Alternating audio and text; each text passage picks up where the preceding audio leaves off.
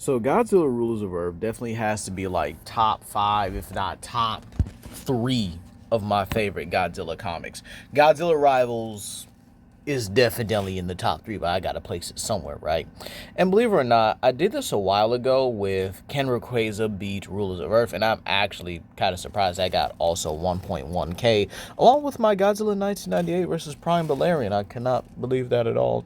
But today we're gonna be doing something somewhat the same, but also somewhat different at the same time, right? You see, I want to do something where we take Godzilla out entirely. He exists, or existed, if you will. Or maybe he was just swapped out with another being. But instead, we got five, right? We're going to put, instead of having Godzilla, in Godzilla Rules of Earth, we're going to have the Dinobots. Now, the Dinobots are going to have full lore. They've been working with the Global Defense Force for years upon years, defeating monsters like King Ghidorah, Space Godzilla, and etc. So they have an extensive history. They will also have Jet Jaguar shrinking tech so that they can both grow and maneuver in size and they want to. And we're also going to be putting this in a more, let's say, tier equalization. So everybody's around the same tier as each other. There's no, outer versal. There's no solar system. We're going to keep everyone in the same tier, which is around those planetary to solar system ranges, which isn't bad. And we'll also be talking about more or less the skill set that the Dinobots bring, their weaponry, their beast forms, and their intelligence, more importantly, because this will be important. So they'll be going through the entirety of the Trilopod invasion, and we'll even talk about the changes that this makes entirely with having five beings into it, including the entirety of the Monster Island invasion, and even some of the fights like Gigan and Orga, Destroyer, Space Godzilla, and maybe Mechagodzilla. I might not include the Mechagodzilla army considering how long this video really is, but again, it was definitely considered. But if I don't put it in, yeah, they would honestly just wash it entirely. It would be like a alien invasion where they utilize the Mechagodzillas against them. But without further ado, let's begin explaining the Dinobots personally. Alright, so starting off with the Dinobots, one of the best teams in the Transformers franchise, and honestly, a staple team. They have to be in just about every form of media. I can't really think of one series they are not even in. That's just how prominent they are.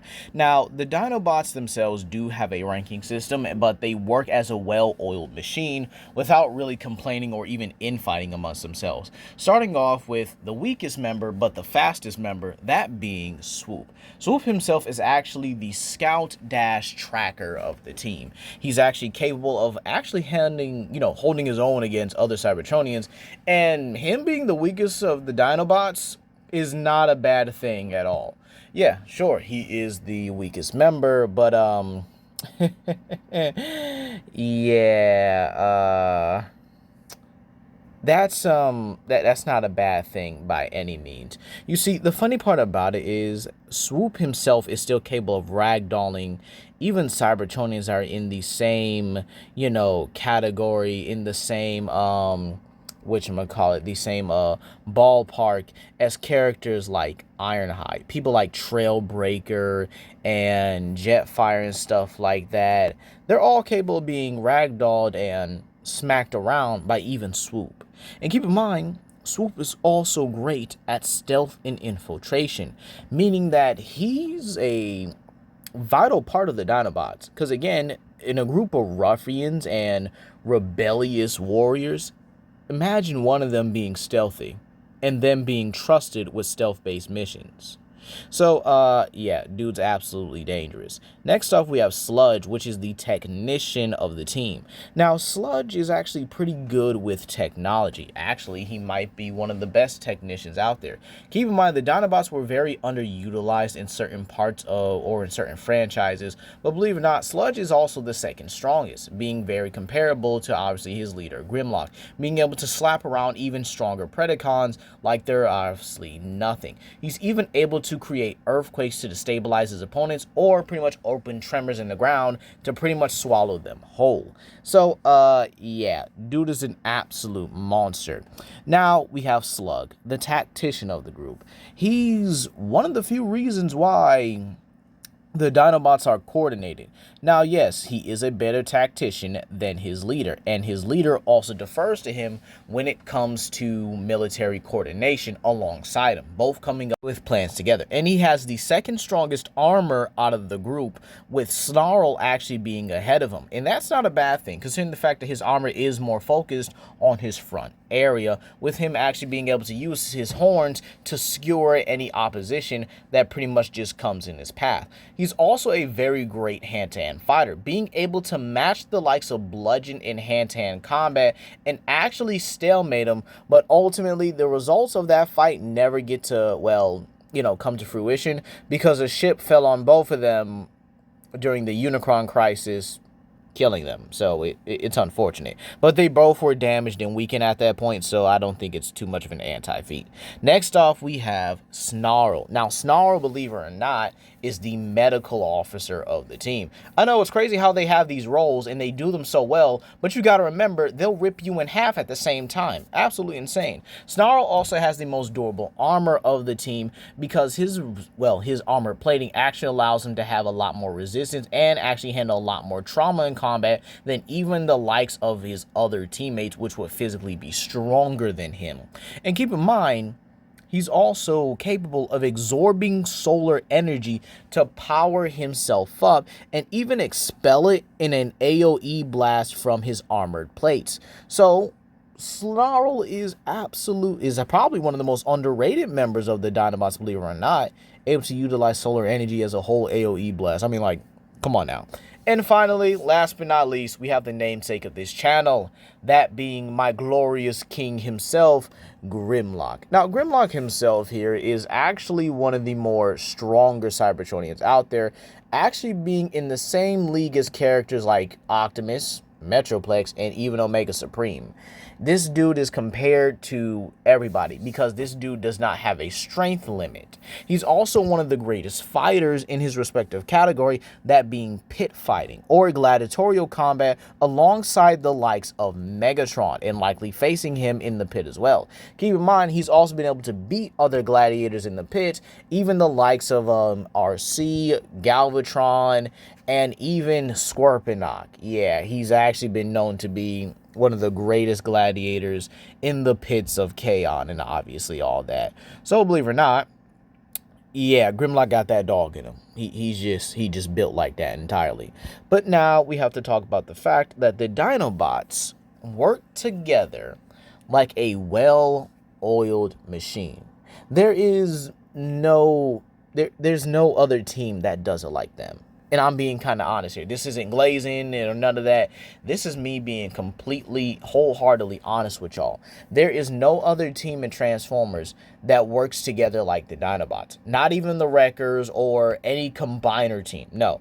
The Dinobots themselves are such a well-coordinated team that in the Takara Tomy Volcanicus comics, right, they were able, and I mean they were literally able to beat Cybertron. 5 of them. Going up against Decepticons and Autobots that had Omega Supreme, a prepared Shockwave, Soundwave, Megatron, and Optimus, all on the battlefield. And you know what the funny part is? They were winning until Skylings came out of nowhere and surprised them. And keep in mind, before that, they defeated the Allocons, an army that was created to defeat them or created to attack them by the Quintessons. So basically, they were like Dinobots, but just Allosauruses only. And then we have the fact that they still beat them. They won. And they just, went about their day. Oh, wait, no, they just went to fight against Cybertron after that. And the irony of it is here, they weren't trying to kill, harm, nor maim anyone there. They weren't trying to hurt them. They weren't trying to, destroy anybody. And yet they won. Even the likes of Megatron and Optimus. Megatron was struggling with Snarl and losing. And Optimus literally had to point out that Grimlock had a countermeasure in his system so that he wouldn't be able to harm the Autobots because they were terrified of his power. And keep in mind, he was close to utilizing his ion blade or his amalgamous blade to nearly take Optimus's head clean off. Like, y'all see how close that blade is to Optimus's head? And even Optimus looked in shock for a moment because he thought Grimlock had overwrote the programming, but calmed down when actually, you know, seeing that. So these guys would have won it. They in all honesty, I would definitely say they won because Skylinks came in and just took them all out and took them all after they were done fighting their opponents. So obviously fatigue and tiredness is having to be, you know, has to be taken in consideration. And the fact that they beat all of that, you know, being able to fight against all of them. Oh, wait, hold on a minute. Skylinks was actually there. That's funny. So they was fighting Omega Supreme and beating Omega Supreme, and then Skylinks what? Just wasted the right moment to get them? Absolutely crazy. But let's not forget about their Fall of Cybertron incarnation as well. So Fall of Cybertron actually highlights how the Dinobots kind of became what they are in that continuity, or in the Transformers Prime continuity. And so we find out that they were such an effective team, just the 5 of them, and they coordinated the front lines so greatly that Megatron, despite any of his plans created by him, Onslaught, and even Shockwave, couldn't get through the front line. And they had to literally lure these guys out in order to trap them. So that's going to be all for the Dinobots here, and let's actually talk about this from a story perspective. We open up on Monster Island. Everything's going pretty fine, actually. Kumonga, Baragon, Sanda, Garaya, Rodan, Titanosaurus, and even the Slumbering King Caesar are all chilling and just actually having a pretty good life here. We even pan over to the Global Defense Agency, now being far stronger than what it was before. The world is at peace. The monsters are either contained or pretty much just isolated on Monster Island. And pretty much everyone is having a very, very great life. You see, we pan over to some of the newer recruits or inventions of the Global Defense Force. There is Kiryu, Mogira, Mecha King Ghidorah, their newest addition, and Jet Jaguar, courtesy of some of the technology that their friends gave them and has even improved upon. And their friends being the Dinobots, Grimlock, Slug, Swoop, Snarl, and Sludge, all valuable members of the Global Defense Force, and even valuing their time with their human companions, even being seen as heroes of the world. However, something's going to change, and that is the peace of this planet. We see meteors coming down, crash landing into one of the few coastal cities. Let's just say it's Hawaii, okay? I think that is kind of wrong. I do be messing up Hawaii quite a lot, more than Florida in all honesty. But it is what it is. Now, if it's Florida, yeah, y'all already messed up, so it kind of is what it is. But obviously, these meteors turn out to be the Trilopods, and they begin destroying everything, like any invading force. However, all hope is not lost as a monster comes out of the sea. One of the newer monsters that's been appearing lately, and that the Dinobots have just never been able to get a hold of so that they could at least subdue him and capture him like the other monsters. However, this monster isn't here to attack the citizens, no. It moves past them, making their way towards the Trilopods. This monster is quite obviously Zilla, and he begins getting to work immediately, charging right at the first Trilopod, ramming it through a building, sinking its jaws into it, and begins tearing it limb from limb, killing the first Trilopod almost immediately. The second one doesn't fare any better, as before it can even turn around to see what happened to its comrade, Zilla not only slits its throat with the scoots or spikes on its back, it pounces on it and begins tearing into it. Zilla's doing quite well at the moment. However, there are too many of them. Their numbers. They begin to become overwhelming. Zilla manages to bite the head off another one, but again, he begins to get overwhelmed by the numbers. And they begin to beat him, not utilizing their sharper parts because they want him for something. They want him alive. And well, this is actually shown when they begin siphoning energy from him. 2 of them at the very least, as some of them actually do keep their distance for a moment, allowing the other 2 to, well, gain their own power for the moment. And this is where they begin to take some of the features of Zilla. his scoots on his back, his dorsal spines, everything. However, before they can even complete their transformation, they are shot clean through the head. And this is where the Dinobots come down on one of their carrier jets, and simply Grimlock himself shouts, "Dinobots, attack and destroy." And as they do, they make quick work of the Trilopods, even killing the second one that had Zilla's DNA. Meanwhile, Snarl, the medic of the team, makes his way over and analyzes Zilla. He's alive, thank God. And this is where Snarl begins working on him. It says he needs time to stabilize the big guy. And this is where Grimlock tells the Dinobots to form up a perimeter around Snarl and make sure he is not disturbed at all. So Slug begins calling out tactical maneuvers, and Grimlock begins telling the others to execute them immediately.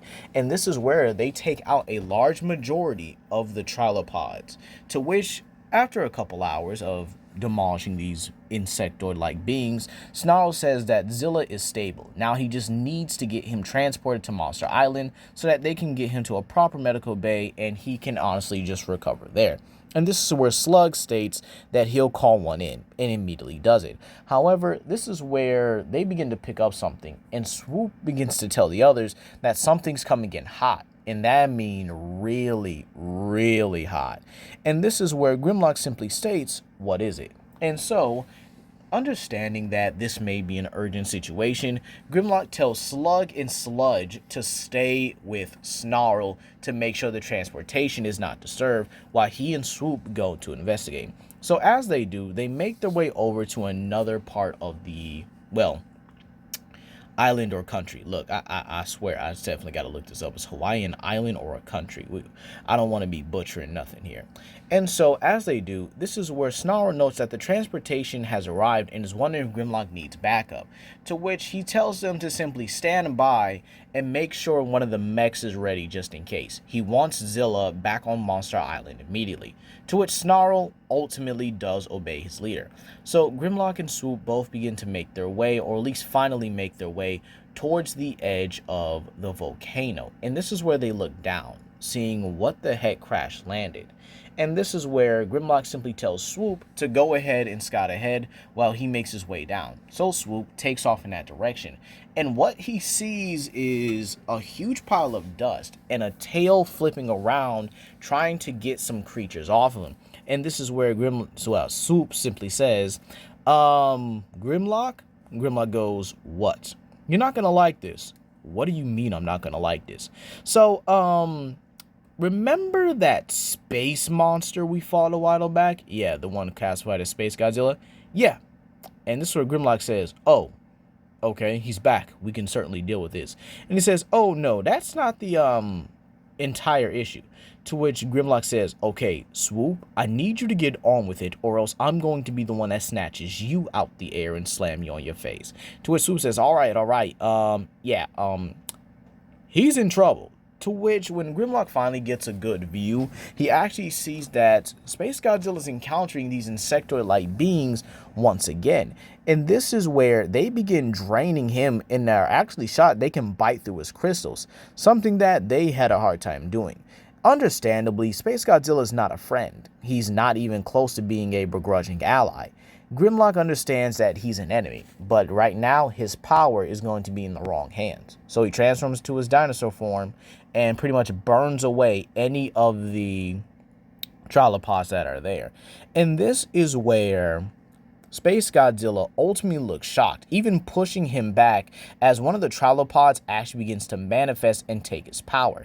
And this is unfortunately where both Grimlock and Space Godzilla get overwhelmed. Swoop does begin dive bombing them, but this is where one of the comms, actually from the Global Defense Force, says incoming airdrop. So Swoop moves out the way, and this is where Jet Jaguar shows up and begins smashing himself, or smashing his fist, into the Space Godzilla Trilopod.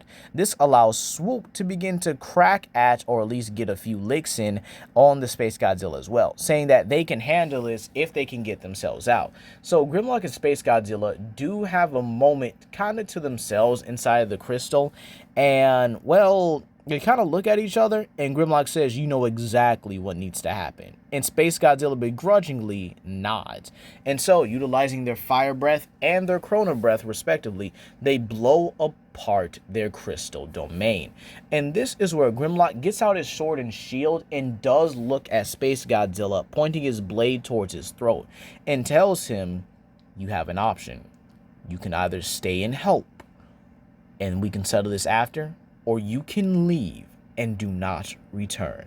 So Grimlock begins to make his way over to the Space Godzilla Trilopod, and with 3 of them at this point, they just demolish the Trilopod, with the finishing blow being Jet Jaguar shoving one of the crystals through the chest of this Trilopod. Space Godzilla, seeing this, gathers every remaining crystal that he has left, even to repair himself, and actually gives off a roar saying that he's leaving and that he probably won't be coming back.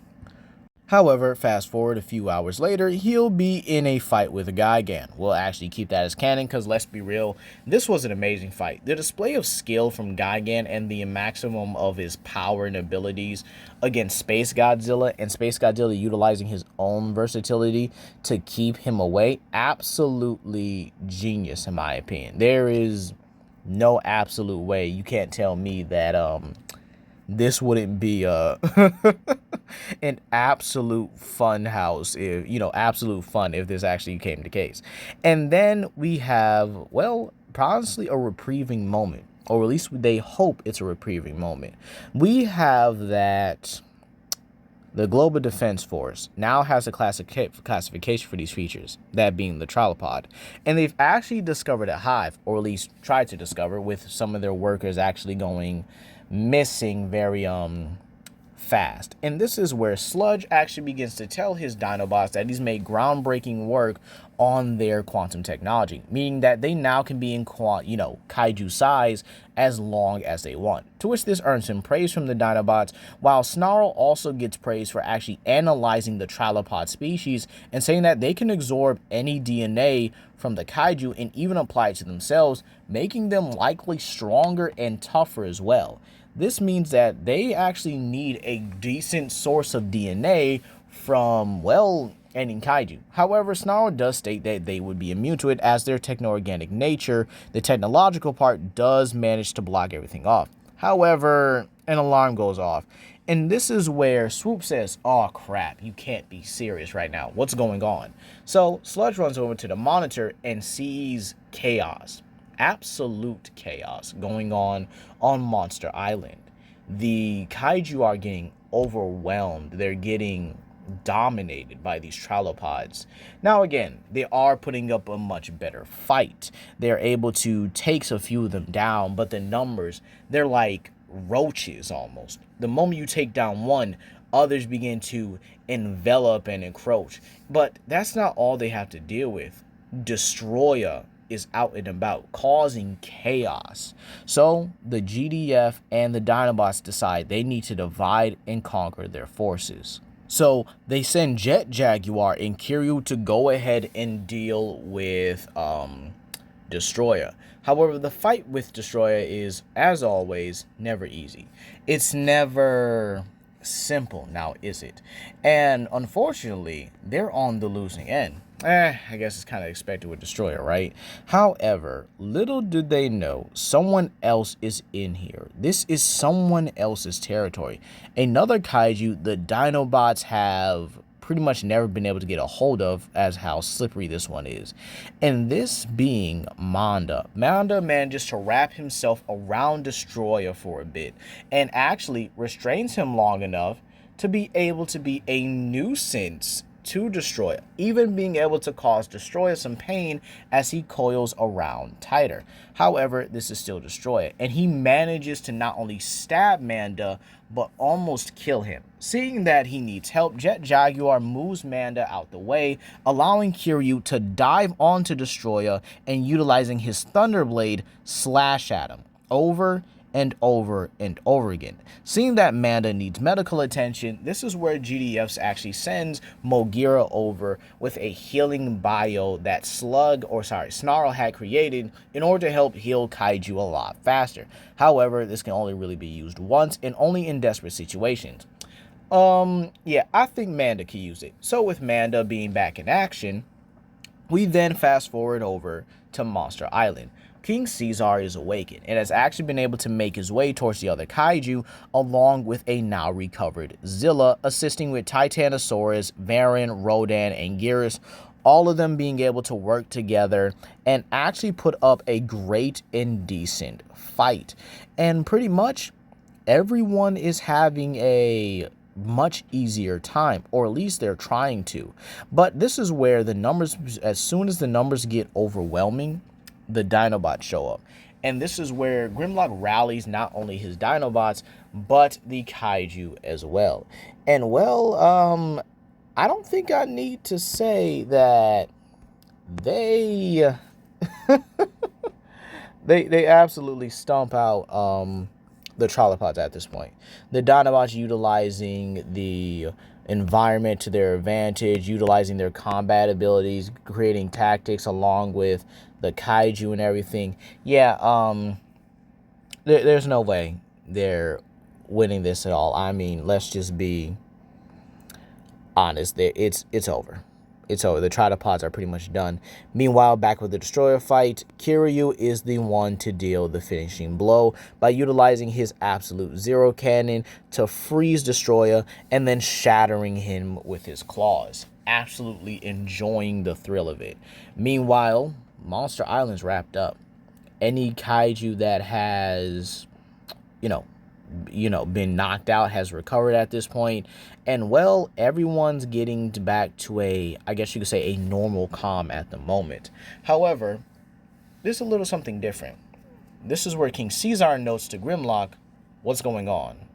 There's only 3 of you here? Where are the others? To which Grimlock begins to explain to King Caesar that he's actually sent Slug and Swoop on an investigation. However, right now they can't worry about that, as another wave of Trilopods is coming in. So this is where Grimlock, Grimlock, Snarl, and Sludge all transform into their beast forms and simply give off a roar, rallying all the other monsters who are now recovered to actually push on and keep fighting. That this has to be the last wave. Luckily for them, though, someone's watching out for them in the water, and this being everyone's favorite guardian dragon himself, that being Manda. Manda has come to actually help them in this situation and not holding a single thing back.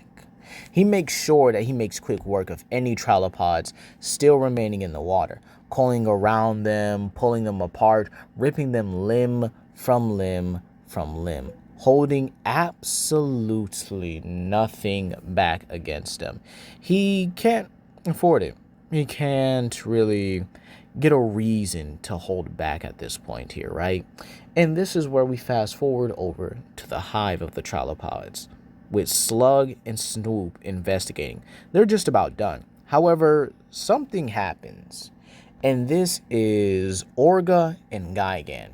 They appeared, utilizing the chaos to, well, be able to come in a lot earlier and a lot quicker than expected. And this actually turns out to be a very, very bad situation. Slug and Swoop get into their giant forms, and well, yeah, they obviously do make some devastating work against the likes of these two here and actually hold absolutely nothing back. And this is where Orga proves to be too much of a problem. He can regenerate. He can regrow everything. Everything he does is just absolutely annoying at this point. However, as luck would have it, at least for them for the moment, someone comes out of their hive and actually sinks her fangs into Orga. And this would actually be Vegeta. Her army has fallen. She sensed it. She's now the last line, or her last defense, if you will. So she doesn't waste any more time. If she has to do it right, she's going to do it herself. And unfortunately for everyone else, she has Orga, the one with the regenerative properties. This means that when she drains him, she drains everything about him. And this is where, luckily, everyone appears. The Dinobots appear, or the rest of the Dinobots appear. And this is where they simply ask, hey, what the heck is going on? And this is where, Slug begins to explain that, we may have a situation. We're not going to be able to beat her at this point. And this is where Grimlock says, yeah, the 5 of us may not be able to do it, but the rest of us, we got this. To which Slug and Swoop both look at him like the rest of us, and this is where Grimlock tells them to attack. And out of nowhere, every Earth-defending kaiju comes out, just comes out the sea, ready to attack. And this is where the rest of the Global Defense Force deploys their more active agents. Jet Jaguar, Mecha King Ghidorah, Mogira, Kiryu. And, well, that's just about it at this point. I don't think I really said there's any more here.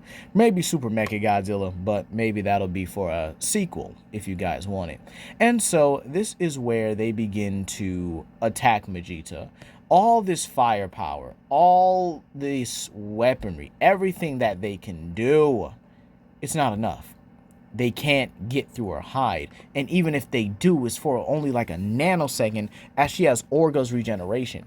They can't even slice off a limb at this point because of how powerful, how tough, and how durable she actually is. Grimlock even has to save Baragon, who actually gets caught and pinned by Vegeta for a minute. And this turned out to be one of the worst things possible for them. They can't figure out anything. However, Slug does have an idea. It's a risky one, but it can work. They have to overwhelm a single point with one blast. One big volatile blast. And this is where Kiryu's pilot actually decides to make that sacrifice. And they're looking at him like, dude, no, don't do it. You don't have, to do this. But he wants to. He needs to. The Earth itself is at stake, and they need all the help they can get. Every advantage. So with a heavy heart, Grimlock gives the pilot a nod and hopes he gets out of there. So this is where Kiryu launches himself at Vegeta's head, one of the most vital parts of her body, and actually overloads the Absolute Zero cannon and explodes on her body, or at least on her head. Excuse me. Oh gosh, I just realized how that sounds. Consensually, of course. So Vegeta is now bleeding out of her head. She wipes off the ice as blood begins pouring down her head. And this is where the kaiju begin to concentrate any long-range assaults that they can on her head. We see them throwing rubble and everything, trying their best to get up there, but they can't. So this is where King Caesar and Grimlock both jump up in their respective, obviously in this giant form here, and simply begin to wail on the cracked parts of Vegeta's head. And this is where they pull it apart, and Grimlock manages to stab his blade right through Vegeta's head, killing her. The day is won. Everyone is victorious.